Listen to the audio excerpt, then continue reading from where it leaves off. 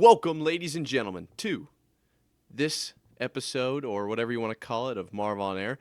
I'm not sure what I'm calling this, so if you clicked on this, I'm very thankful because it's probably your first time here, and odds are you've already clicked away. So if you are still listening, then props to you, man. Hey, round of applause. Today is August 29th, 2023. It's Tuesday, and guess what? That means it's cut day in the NFL, and there's a lot of news going around, a lot of things to talk about. So I'm going to be referencing my list here because there is so much going on that I can't just put it all up here, unfortunately. But we have a lot going on and a lot to cover. Most of this is just going to be news. I'll give my intake, outtake, my take, whatever it is, on all of this stuff, and we'll just go from there. Honestly, this is probably going to be a pretty short one, but we're still trying to figure out exactly what we're doing here. So let's just jump right into it.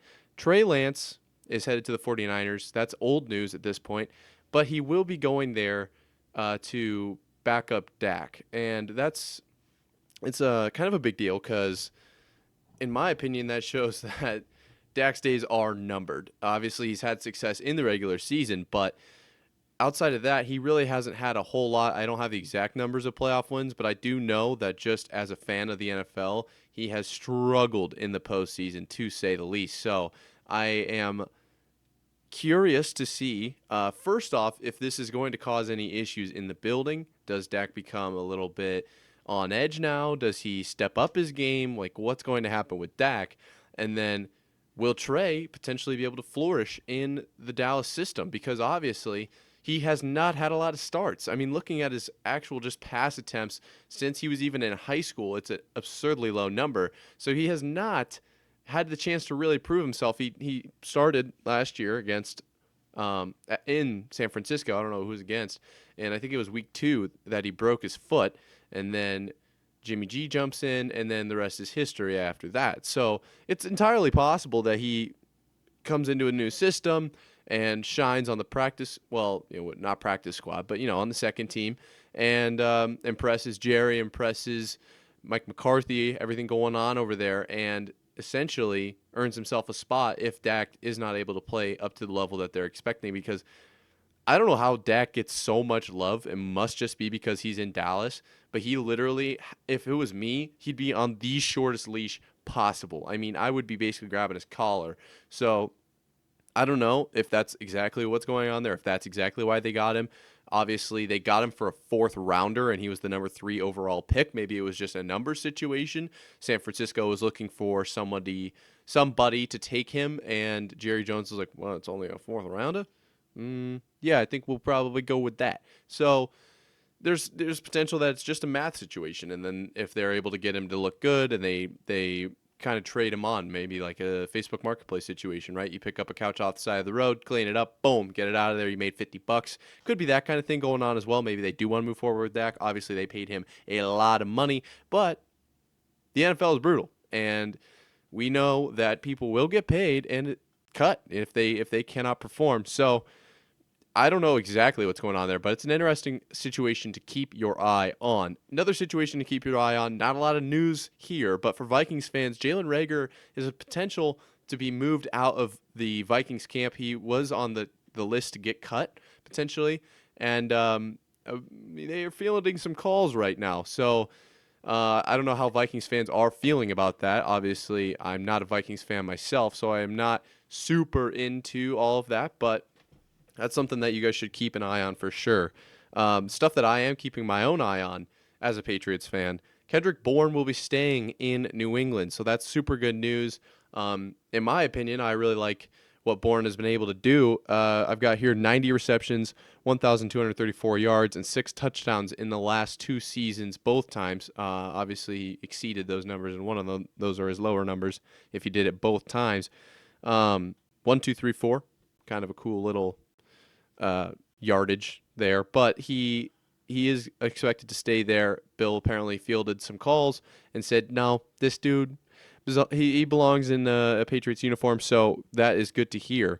Let's see here. This is a big day, obviously, for Jonathan Taylor, because this is the last day that the Colts gave him to seek a trade. He started seeking a trade a while back, and then the Colts gave him permission last week, and then like a day later, they were like, "Oh yeah, by the way, you have to have it done by Tuesday, because today is roster cut day. Obviously, rosters go from 90 to 53 by 4 p.m. Eastern. So obviously, in the middle of this recording, there's going to be probably 50 transactions, just people moving, people getting cut, and so I'm trying to keep it right here, and I will, update you as it gets updated, but."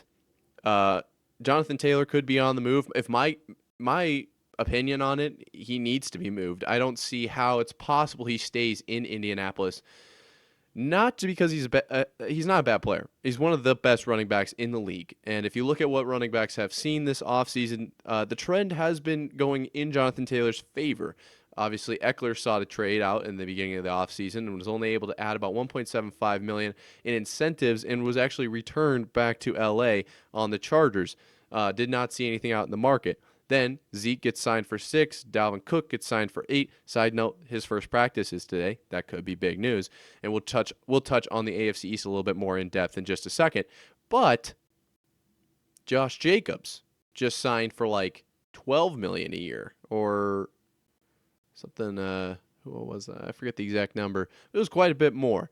It was only a 1-year extension, so he didn't get that long-term security, but he was able to get that paycheck. And so I'm wondering if Jonathan Taylor can follow in those footsteps. I know he was asking for upwards of 17 at one point, which is pretty absurd for a running back, if you ask me, just because of the market. I'm not saying they aren't worth that much. They are definitely a staple in the NFL offense, but it's more of the fact that right now, executives believe that you can plug and play anybody into that position, right? Like you can pick up just some guy and he'll probably perform just as well, if not, usually not better than these top end guys, but definitely right in the wheelhouse. I don't know what the exact stat is, but like NFL Super Bowl running backs over the last 10 years, like 2 of them have been paid more than $1 million a year or whatever it is. Like, it's actually crazy. And if that's wrong, fact check me, because I don't know. I should have looked that up. I should have. I'm not gonna lie to you guys. I really should have. But this is my first day doing this little daily pod. I'm gonna be doing this every single day, so we'll see exactly what it looks like. I have time to do some research. I just need to actually hone in on that. But as far as Jonathan Taylor goes, I know there's interest in Miami. I know there is interest around the league. Allegedly, he's got 6 inquiries and 2 actual offers, last I heard. So we could definitely be seeing that pretty soon, but I do know it's going to come right down to the wire. Let's see. I'm trying to get the latest news here. It says Jimmy G Lance trade is weird. Which is interesting because he's on the Raiders now, obviously. But speaking of the Raiders, good segue.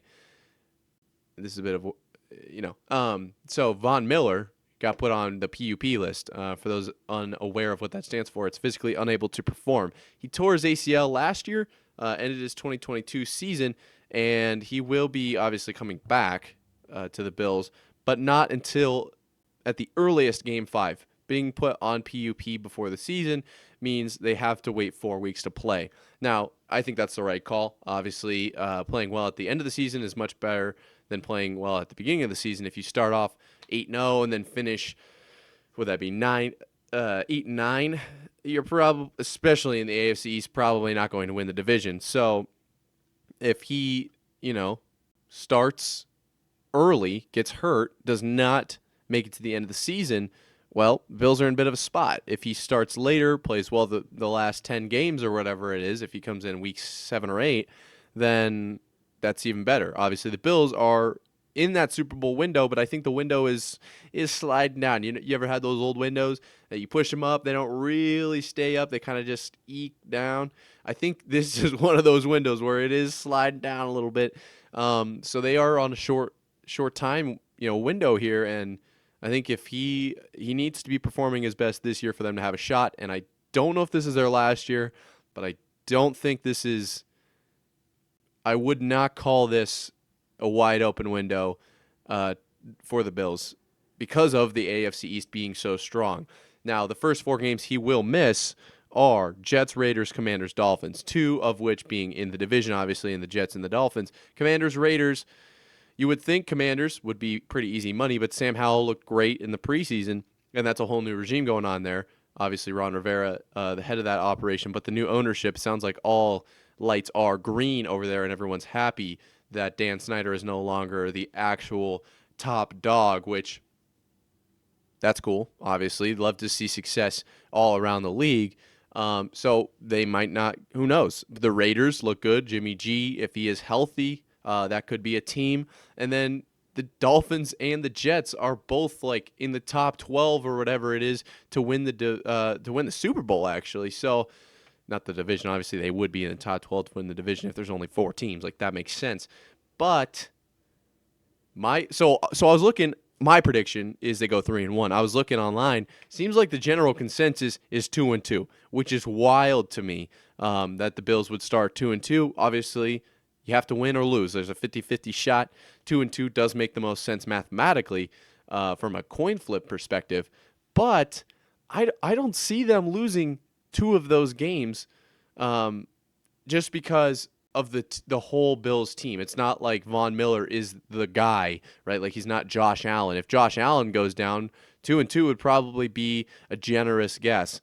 My guess is they lose to probably, let's say I'm going to go with the Raiders, and they bounce back and they get the Raiders and the Dolphins,